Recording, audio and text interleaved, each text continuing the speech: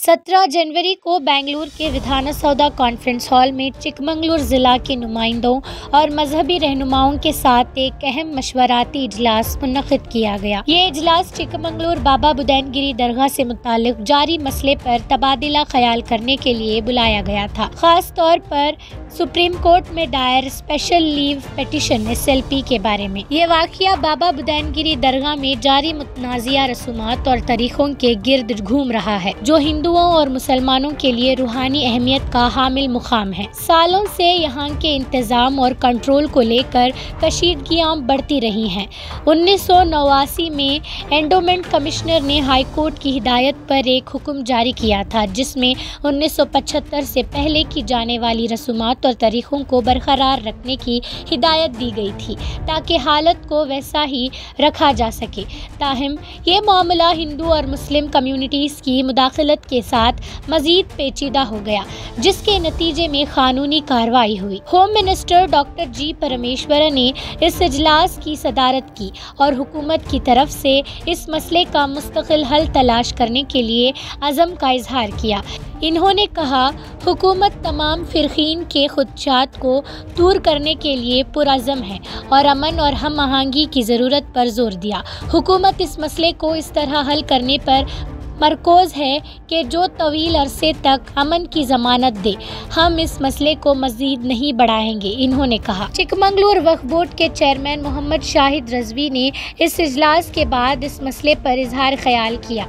इन्होंने बाबा बुदैनगिरी दरगाह में बरसों से जारी तनाज़ियात के बारे में अपनी तशवीश का इजहार किया और कहा, कई सालों तक बाबा बुदैनगिरी दरगाह की रसूमात एक तनाज़िया का शिकार रही है। 1989 में एंडोमेंट कमिश्नर ने हाई कोर्ट की हिदायत पर एक हुक्म जारी किया था कि 1975 से पहले की रसूमात और तरीक़ों को बरकरार रखा जाए। मुस्लिम कम्युनिटी और दीगर तंजीमों ने मुसलसल मुतालिबा किया है कि इन रसूमात को महफूज रखा जाए। रज़वी ने मज़ीद वजाहत देते हुए कहा कि सुप्रीम कोर्ट ने रियासती हुकूमत को 8 हफ्तों के अंदर अपना फैसला पेश करने की हिदायत दी थी।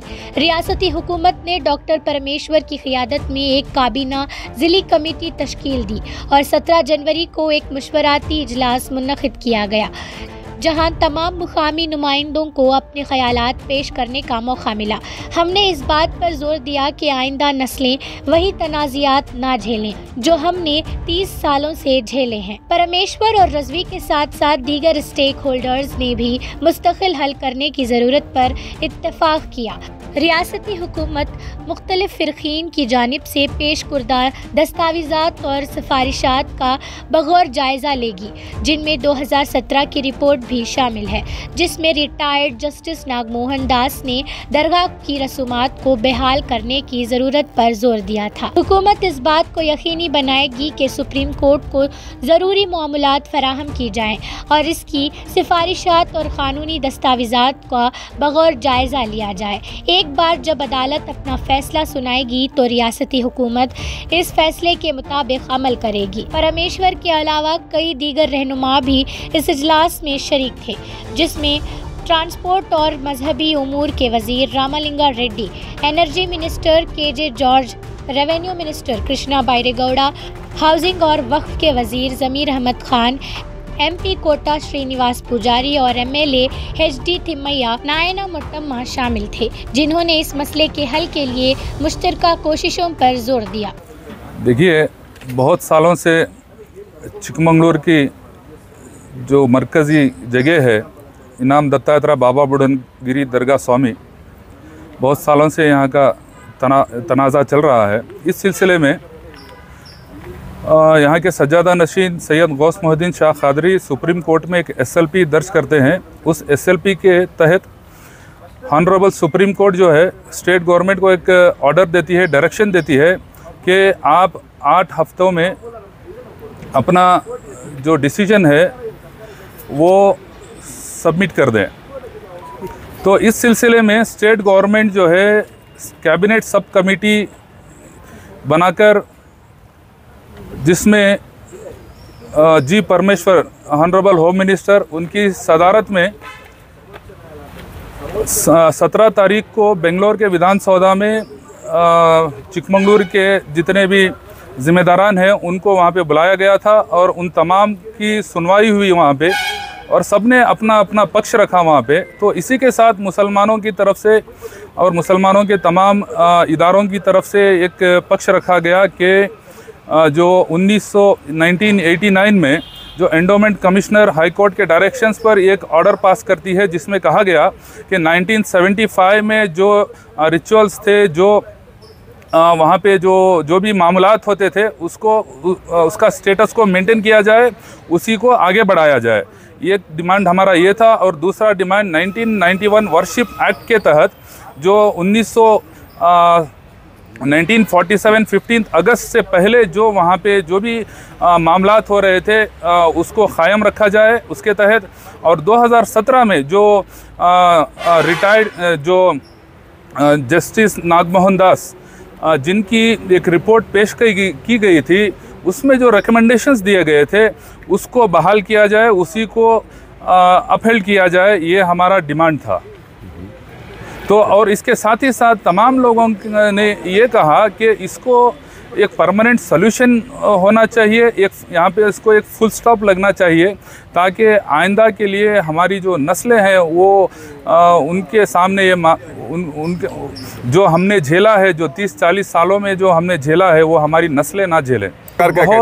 बहुत क्लियरली कहा देखिए, records will speak, documents will speak.